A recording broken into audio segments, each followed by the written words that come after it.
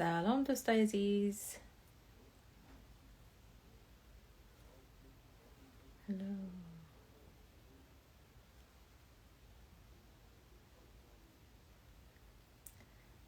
سلام دوستای عزیز، خدا کنه خوب باشین. امیال کامنتار دیدم، میخواستم بفهمم که لایو هستم یا نیست. I'm live now. امروز در فیسبوک راجع به موضوعات فعلی افغانستان امروز مادر جانم صحبتایی داشتیم. همه میخواستم برای شما دوستای عزیز بگویم که همگی ما بسیار زیاد امروز جگرخون هستیم از حادثه‌ای که قرار گرفته کابل، راکتاره که تقریبا 23 راکت، چندین نفر زخمی شدن، چندین نفر باز هم کشته شدن، بیچارای innocent civilians که در داخل خانه شیشته بودن، امرای فامیل خود نان میخوردن. یکیش دو طفل خود از دست داد. Hi Joseph, nice to see you on here. Joseph is a part of the volunteer group that was created by the amazing Afghans in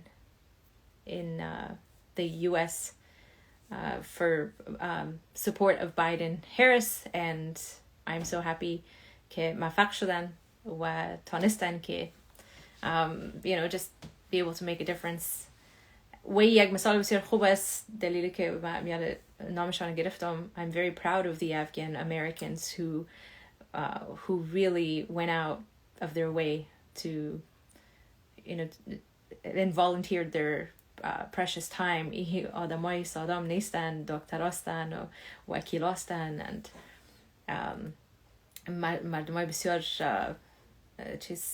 very successful people who put their time and effort and volunteered their time to make a difference. So I just wanted to say thank you to that group for everything that you guys did, because وقتی که من موضوعات میبینم در افغانستان میبینم که در امریکا چی حال است and آلام که سیچویشنی که مثلا ترامپ نام برای یک چیزی که بسیار مرا جگرخون ساخت و خواستم که امروز شما بیایم صحبت داشته باشم ایست که آل ترامپ از خاطر اعصابش خراب شده، میخواد که ضرر برسانه به خود امریکا و دموکراسی امریکا. Like he's right now the most dangerous man to the United States and to Afghanistan and to Iraq. And when he decided to pull out his troops, میبخشین یگان mixing سی فارسی گپ میزنم از خاطر بسیار سرم امیال جگرخون هستم and احساسات and just feeling all kinds of emotions. So فارسی و انگلیسی ما mix شده و چیزایی که در فکر ما هست مکس شده، از هر جایی شروع میکنم و در هر جایی خیز میزنم. سو معذرت میخوایم. بعد شما دیدین که امروز راکت ها 23 راکت در افغانستان، همگی فکر میکنم که میفهمم که چی حالت شد. بسیار همگی ما جگرخون هستیم. باز هم گپ سر ایست که ترامپ تصمیم گرفت، تصمیم بسیار خطرناک و بیجای که قوای امریکا را بکشه از افغانستان و عراق و this is empowering the Taliban. و ISIS claimed responsibility برای کابل یونیورسیتی attacks و همچنان برای چی میگن امی حادثه‌ای که شد. اما من خبر شدم از نفرای داخل دولت‌های کانادا و امریکا و اروپا که that's not the case. طالبان با هم امرای آیسیس، با هم امرای همه terrorist groups کار میکنن and they want to make it look like they're actually using surrogates. and من میفهمم که یگان تا میگن که تو چی با سیاست actually is my job and تحصیلات ما در سیاست است، در هنر، در پالوی سیاست و پالوی فلسفه و پالوی جورنالیزم. وقتی که وقت داشتم موسیقی را پیش بردم و هم آپرا بود.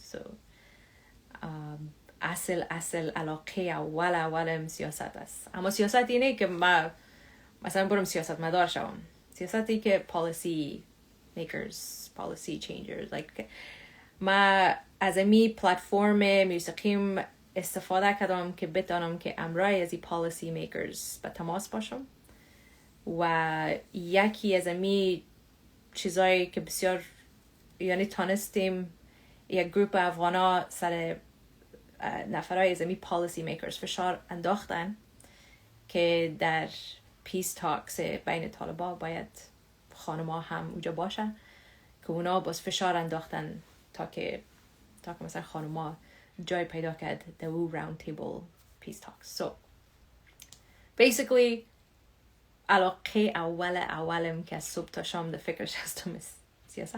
I have CNN on from the time I wake up.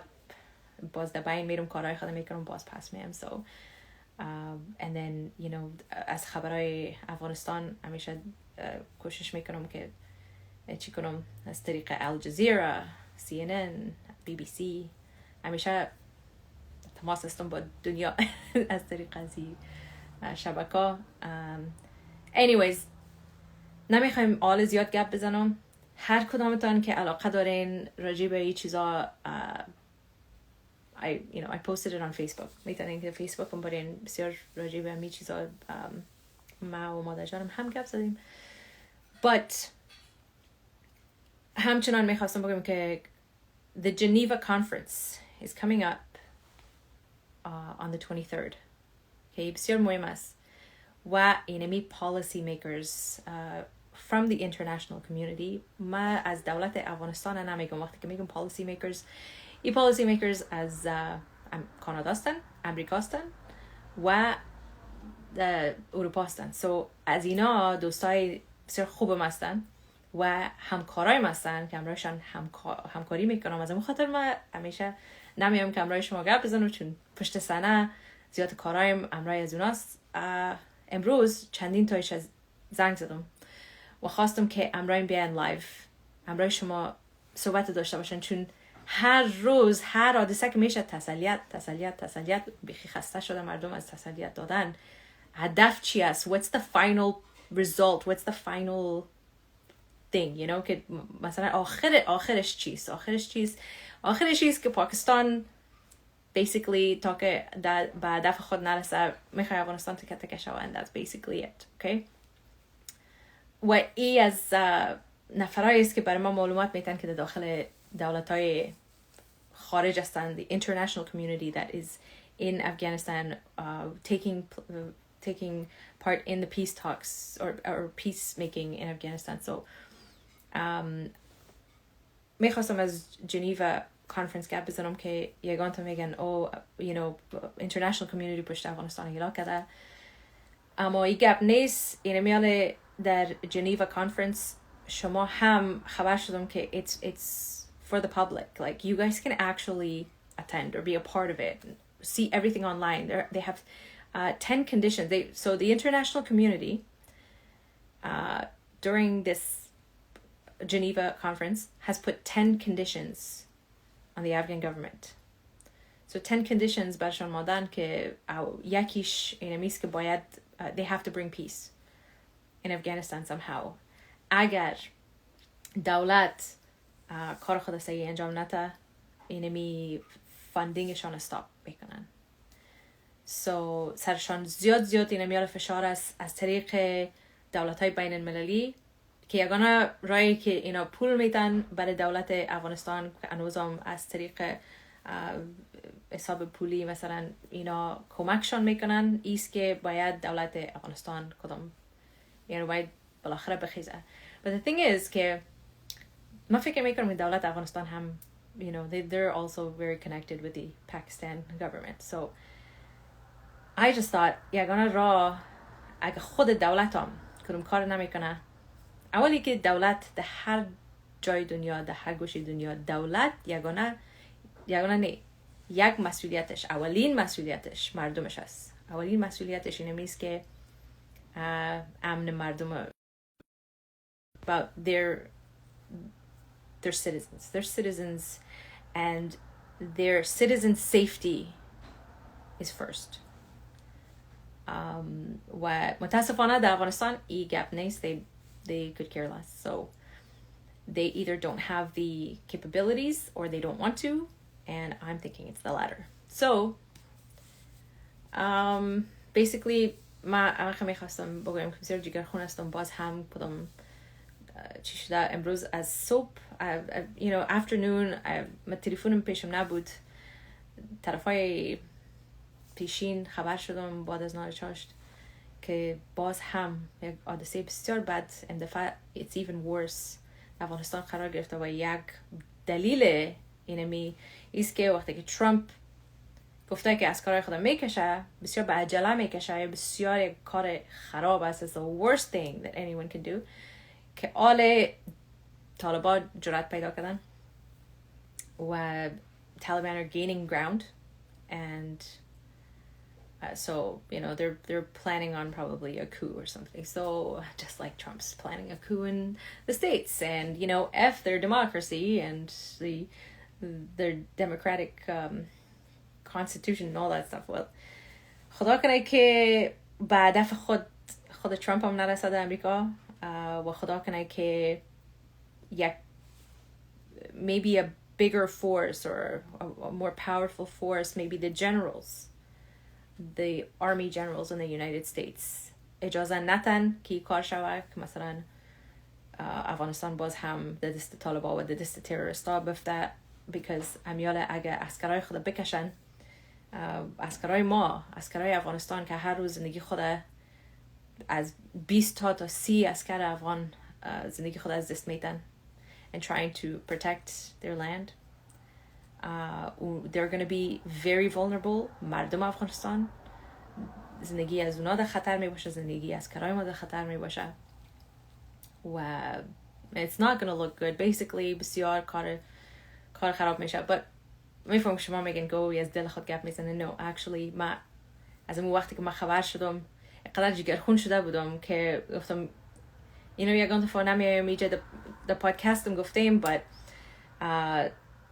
I've been on the phone the entire time the تلفن بودم امرای ازی policy makers و ازشان خواهش کردم که بیاین امرایم لایو اما گفتن که نه از خاطر زندگیش you know خود خطر میبینن که نمیخواین خود افشا کنن نمیخواین حتی صدای خود نمیخواین افشا کنن گفتم میشه که صدایتان ثبت کنم که to play it for you guys because من نمیخوایم فکر کنید که من از دل خود گپ میزنم حتی صدای خود اجازه ندادن که من افشا کنم برای شما چون اینا میاله در خطر هستن کارهایی که میکنن it's very sensitive stuff اما ما یگان چیزا رو اجازه گرفتم ازشان که you know can I talk to you guys about it باز اجازه دادن تا یک اندازه که برای شما بگم چی گپ است because هر روز میایم لایو و یا پست میکنیم چیزی تسلیت and condolences to people who lost their lives هر روز هر چند روز بعد یک عمله میشه در افغانستان just بیخیال آدم ایران میمونه که like what's the end game آخرش چی میشه you know چرا این کار میشه کی است چی است کی کار میکنه so there's a lot of different things in play here and وقتی که ما اون افرایی که داخل دولت هستن policy makers که دوستایم هستن و از طریق اینمی پلتفرمم اینا را یعنی امرایشون به تماس شدیم و امرای از این organization ها like women's rights, human rights organizations کسایی که امرایشون به تماس هستم اینا like یا نفرای دولت حتی امرایشون عکس که گرفتیم گفتن اجازه نداری پست کنی so I can't even like take photos و این نفر یگان تایش حتی پس در مملکت خود رفتن از افغانستان they're not even in Afghanistan anymore هنوزم اجازه ندارم که افشا کنم هنوزم اجازه ندارم که عکس ها رو پست کنم so basically وقتی که یگان تو میاین میگن که you know تو چیز نمی کنی I'm not good at talking من قدر در گپ زدن خوب نیستم در لایو آمدن خوب نیستم سوشال میدیا خوب صفر هستم در سوشال میدیا هم قدرم که میبینین که پست میکنم آفرینم you know مادرم باز یادم میده or sometimes از طریق چیز کارم چون کارم اینمیست و contractual obligations دارم که مردم میگه وقتی که من کار میکنم مثلا فیلم برف سرخ یا کتابم که ریلیس میشه اینا پابلیسیست است که همه چیز منظم میکنه برای من که برم در برنامه کانادا و برنامه امریکا انگلستان در اوجا باید برام و پروموت کنم همین کارای من. So ایجا یک سیستم داره. So there's a publicist and there's a whole team of people. و این تیم و این publicist ها برای من میگه که در اینی وقت، در اینی ساعت، در اینی روز باید در اینی برنامه باشی. باز اونا اکسپکتیشن دارن که ما پست کنم و یگان تا دوستا فکر میکنن که you know I'm posting because I feel like it یا این کارا رو میکنم because I feel like it. اما قرارداد دارم و مردم قرارداد دارم و باید کنم. اگه نکنم میفهمی چی میشه. مثل که وظیفه یک چند کامنت گرفتم اون روز بعد از حادثه بسیار بد و شدید در کابل یونیورسیتی. I posted something and یک چند کامنت آمد برای من که یعنی تو مردمت در چی حالت است، تو در فکر چیستی. ما بعد از او نفرام میخوایم بگویم که ما قراردادها دارم و اگر if I don't follow those contractual obligations مرا جریمه میکنن. They can sue me. Okay? این وظیفه است و میخوایم که همچنان بر مردم اینه میفهمیده شود که this is my job. اینه می وظیفه این باعث شد که ما کنکشن پیدا کنم امرای از این ارگانیزیشن ها که ما بتونم که یک خدمت کنم برای مردم خود، برای وطن خود. همچنان موسیقی هدفم نیست، رایم نمیزنم سرش. میبینین که اگه خواندن جور کردم نکردم it doesn't matter. باز سر وقتی که کردم وقتی که even سرم وقتی که کسی میگه که زمزمک و یوگا بزن چی بخوان سرم بد میخوره because that's not really my first my first love. My first love is politics, but policies, like making a difference, using politics and using policies and using these connections that I have to make a difference for my people. This is what I do. This is what I want to do. هر روز حاجت از این نیست که بیایم برای شما بگویم که ما این کار کردیم و اون کار کردیم. از کتاب مینم یا فیصدی زیادش پولی که میایه از هر کتابی که فروخته میشه فیصدی زیادش میره در افغانستان، در جیب من نمیایه. از فیلمایی که کار میکنم یک مقدار از او پول میره. در اینجا در افغانستان خود کسی پیسه دار نمیشه از طریق موسیقی. Trust me, that's not how it works there. اما وقتی که من در خارج اینجا کارهای خود در خارج پیش میبرم، یک فیصدی چه مقدار شد در افغانستان روان میکنم and من میفهمم که like okay at least I'm doing something.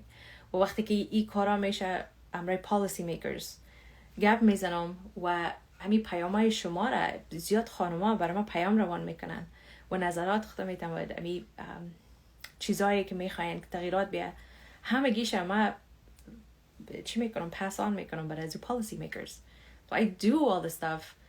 That's why I'm not free to come on here and talk to you guys most of the time because I'm فکرم وشم طرف مملکتم است، طرف مردم است، طرف افغانستان است. even though ایجا زندگی آرام دارم، پدر جانم که ایجا باعث استاد استاد بود. ایجا در افغانستان استاد بود، کانادا آمد، در ایجا استاد شد، استاد پانتون، very successful و زندگی آرام، پول خوب، همه چیز برش داده شده بود.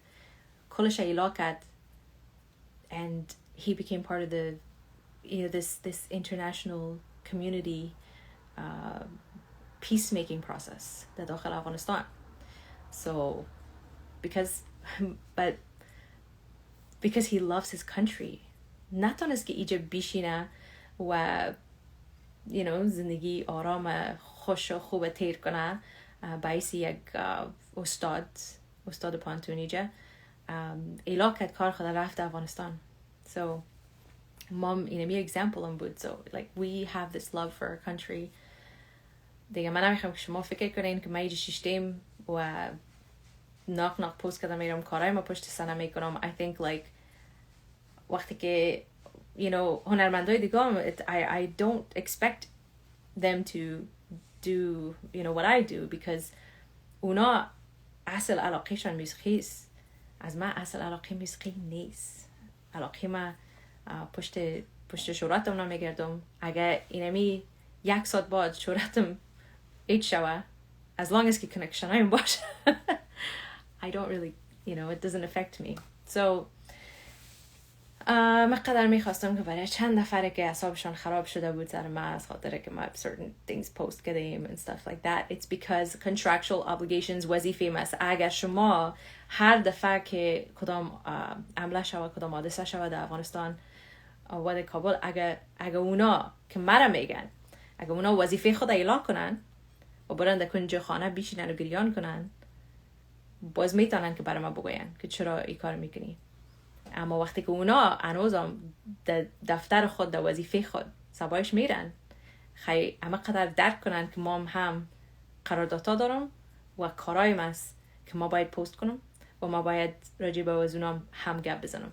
اونم واس که مرا اینمی شرایط داده که ما بتونم که امرای policy makers گپ بزنم. So one more time برای همگی میگم که هدف ما اینمیست که خدمت کنم برای وطن خود و ای که نمیایم هر روز در روی شما زده نمیرم و زیاد چیزا رو من نمیتونم پست کنم. مثل که گفتم عکس‌ها دارم، کارایم چیزایی است که من نمیتونم، اجازه ندارم. اینمی امروز هم بر ما گفته شد، چندین بار گفته شد از چندین نفر که این چیزا اجازه داری بگی، این چیزا اجازه نداری و صدایشان حتی چی نتونستم که برای شما پلی کنم. They give me points. هیچ کدام از یا افغان نیستن، همگیشون خارجی استن and they're all involved in the peace process and involved in the international community. So again, I'm talking about the Geneva conference.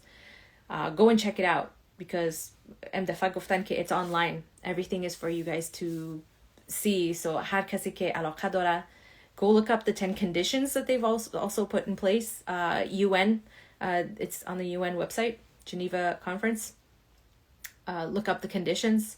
Look up what the international community is still doing, even though Trump completely stabbed all of its allies, or all of United States allies in the back by pulling out of Afghanistan. And hopefully the allies will stay there and do something. Because right now, از طرف امریکا خب بیخی گدبدی داخل امریکا اینمیال خود امریکا، خود دموکراسی امریکا در خطر است. که از این dictator idiot who lost his mind. و از خاطر خودش ایگو, he's got a bruised ego. حالا میخواه که امریکا رو تکه کنه و دیگه مملکت هم که قدر مثلا افغانستان قدر سرش کار کردن او رو ایج کنه و این مرد که سر دختر بچه خود رای نمیزنه دیگه خوبان. So I'm really scared for America's future, America's democracy. I think that, you know, I definitely believe that Trump is the most dangerous, you know, I think that the most dangerous threat inside America, like I said before, is sitting in the White House. His name is Trump. Also, I'm going to talk to my friend Joseph and the awesome Afghan volunteer group for Biden-Harris, so that we can, you know, keep encouraging our Afghans to support or just, you know, this January 5th in Georgia. It's very, very, very, very important elections. So it's not done yet, you guys. January 5th, there's going to be another elections that's going to change. Like, that's going to make all the difference. So I'm going to keep you guys posted on that. But I was saying the other day, I'm like, December 7th is, I think December 7th, the last day to register. So har kodam shoma aziza nazina shirinaka, like har kodam shoma ke kasa mishnasin de Georgia ya khodetan de Georgia astin ya in any, like, if you have any connections with Georgians, please همراهشان به تماس شوین و برشان بگوین که, like, just bring awareness. This election is very important. It's going to make all the difference. Also, Afghan Americans, be very vigilant. Raise awareness. Raise your voices. There is, like, I think right now, مثل که گفتم امریکا در خطر است، افغانستان در خطر است از خاطر ازی لودی چی میفتم دعوی زدم پدرنالت. I don't even know what to say to him, but گناه پدرش هست که خودش رقم دیوانه برآمده. But I'm talking about Trump. But you guys have to just do everything you can to get this guy out. Afghan Americans, you guys, please, I'm begging you, just, this has everything to do with مثل که گفتم خود policy makers برای من گفته این چیز نیست که از کلی خود ساخته باشم برای شما بگویم. Actual policy makers right now, I'm talking to them, and future آینده افغانستان، آینده امریکا، it's just, hanging in the balance. So you guys, raise your voice. You have this huge platform and haven't even posted anything about this advocacy you're preaching. Okay, first of all, who is this person? Ophelia Hussar. Go on my podcast and listen to, because I have a lot of people, okay? And namishaka hados behind the Instagram, the Facebook, the ija uja. Like, I have a podcast, and sometimes manamitanam could behind the kamra peshtan gab bizanam. Wait, who is this person? Do you have a brain? Sorry guys, sometimes these kind of people, you have a huge platform and haven't posted anything. I use my platform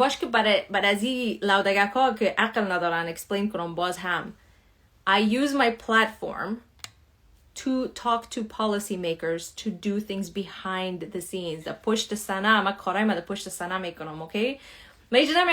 O mardum chi mesha. What is gonna happen? I basically use this platform to connect with the right people. If you know who policymakers are, if you don't know what that word policy, like if you don't know what policymaker is, then please Google it, okay? These are the people that can make a difference. So وقتی که زن نبود دمی پیس تاکس امرای طالبا، زن نبود دمیست، okay? زن نبود و ما فشار آوردیم، گروپ خانما فشار آوردن سر policymakers زن بشانده وجه. And they did. Because گپ مردم گوش میکنن. If you keep pushing, they will do it.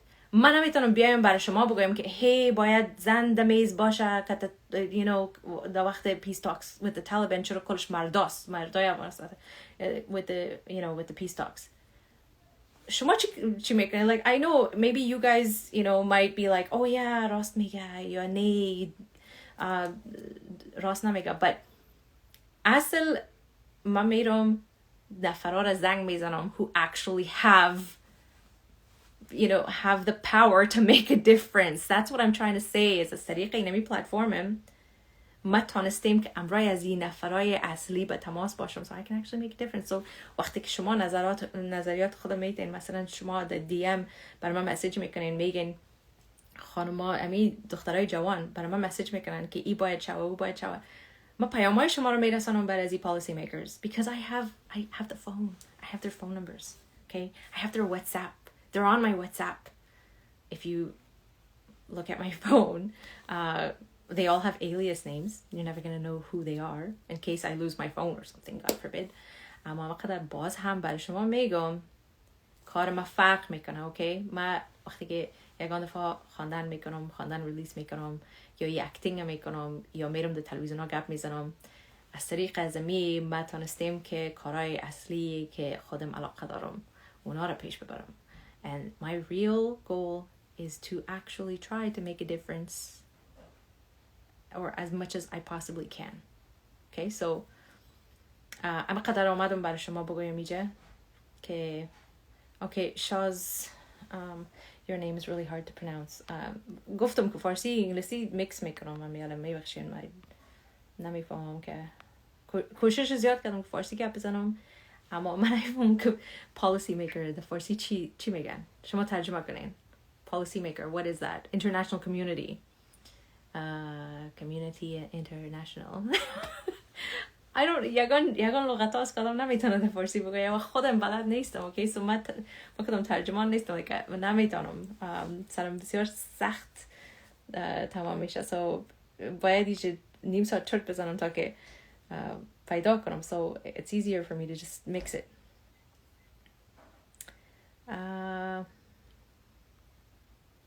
Just looking at your comments right now.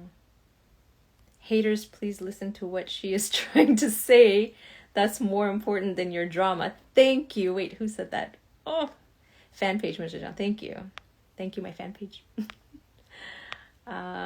At least you're smart enough to understand. I know a lot of you are smart enough to understand منظور من، هدف من چی است. میفهمم که زیاد شما هوشیار هستین، میفهمین که هدف من چی است. اینم یاله که آمدم بر شما گفتم، گپ ما بخیر درک کردین، فهمیدین. مثلا گفتم برای من سر شهرتم رای نمیزنم، سر موسیقیم رای نمیزنم. هدف من اینه بود که من بتونم خدمت کنم برای مردم خود.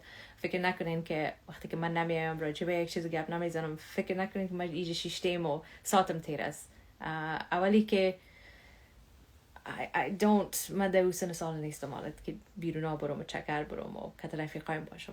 I don't do that. فکر روشم طرف افغانستان از طرف وطنم، از طرف مردمم است. And anything that I can do, and I know که بعد از چندین سال که دمی هنر موفقانه پیش رفتیم، کنکشنایم در کنکشنای بین المللیم در داخل دولت‌های کانادا، امریکا و اروپا زیادتر شده. این از 2010 من در کانفرنس هایشان بودم که حتی میدیا را اجازه نمیدادند در کانفرنس ها. So حتی دولت کرزای سر ما قار شد و سر ما حمله کردن. از خاطر ما واقعیت گفتم در یکی از کانفرنس ها که بسیار سرشان بد خورد که ما اصل گپ گفتم. او در 2011 بود. چندین کانفرنس بود که ما حتی اجازه نداشتم که نامایشان رو بگیرم وقتی که من رفتم اونجا. اصل هدف من نیست و همیشه وقتی که در کانفرنس ها میرم از چندین مملکت اروپایی، از کانادا، از امریکا، از هر جای دیپلماتایش می باشه و military forces می باشه و اینا نظر آدم میخواه و من نمیخوام که نظر خود بتون برشان، من نظر مردم خود برشان میرسانم. من نمیگم که فکر ما یا نظر ما ایست. No, I'm not going to be selfish like that because من نمیفهمم زیاد چیزا را، مردمم زیادتر میفهمن. از اونا ادوایسشون میگیرم، همون چیزایی که اونا نظر میتن اونا را وقتی که ببینم که چیز در چوکات میرم بر از اینا میگم اینی چیز میخواین از شما. So اوکی زیاد گپ نمیزنم، زیاد گپ زدم. I love you guys. باز هم بسیار جگرخون شدیم. سر مادرم بسیار این راکتات حمله بسیار سرش تاثیر کرد سر خودم هم، چون من یادم آمد وقتی که من در افغانستان بودم و راکتا که می آمد طرف خانه ما.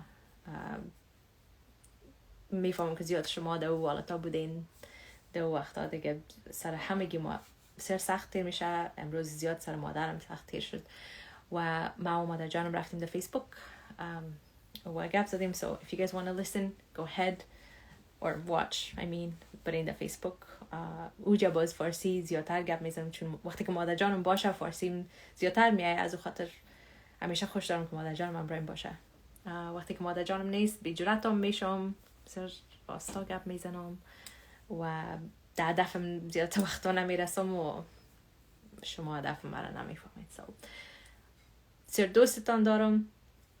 تشکر از حمایت همیشگیتان و just thank you for everything. what you could طالب با ما بودین even though I'm very very I don't know maybe صدایم شیشته، سرم درد میکنه، خسته هستم، چندین ساعت در تلفن بودم امرای از این نفرها just trying to find a way. like گفتم at least برای شما یک چیز بگویم، یک چیز بتم که نه تنها اینجا بیایم باز بگم تسلیت و you know condolences. Of course condolences to all of the families who've lost loved ones.